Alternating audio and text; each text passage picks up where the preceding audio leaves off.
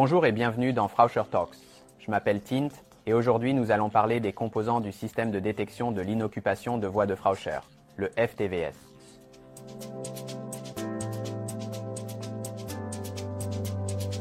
FTVS est en effet un système de comptage d'essieux non vital composé de 3 composants.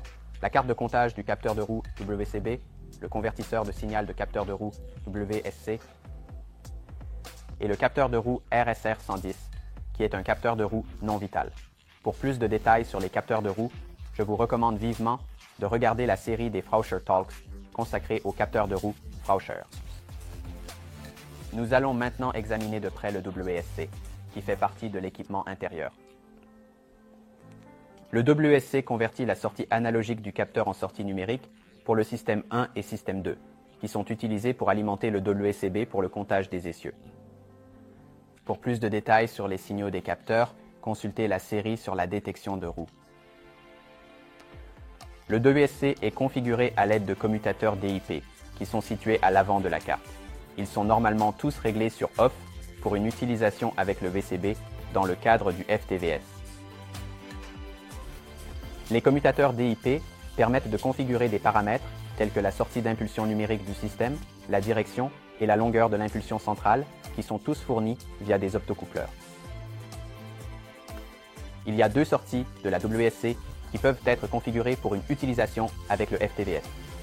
Une sortie est utilisée comme entrée d'impulsion numérique du système vers le WCB pour le comptage des essieux, et la deuxième sortie peut être utilisée en combinaison pour l'information de direction ou l'impulsion centrale ou de portail. Il est également possible d'utiliser la deuxième paire de sorties système du WSC pour agir comme un capteur partagé pour 2 sections de voie. Nous allons maintenant examiner en détail le VCB, le deuxième composant de l'équipement intérieur. Le WCB est également configuré avec des commutateurs DIP, mais ils sont situés à l'arrière de la carte. Le WCB possède des caractéristiques notables, un affichage sur le panneau avant et un bouton de reset. Le nombre d'essieux actuellement dans la section de voie est affiché sur l'écran du WCB. De plus, en cas d'erreur, des codes d'erreur sont également affichés sur le panneau avant, indiquant une traversée partielle, une occupation permanente, un comptage négatif des essieux ou un dépassement du nombre d'essieux. Pour plus de détails sur les interfaces FTVS, veuillez consulter l'épisode sur les interfaces du FTVS.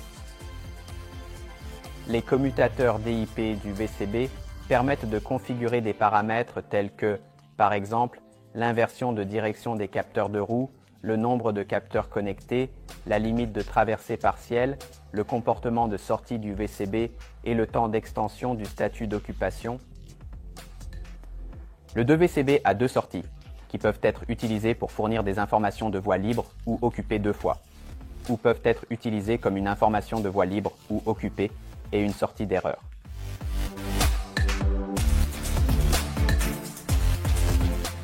Cela complète la vidéo des composants du FTVS. Merci de l'avoir regardé et à bientôt sur Frauscher Talks.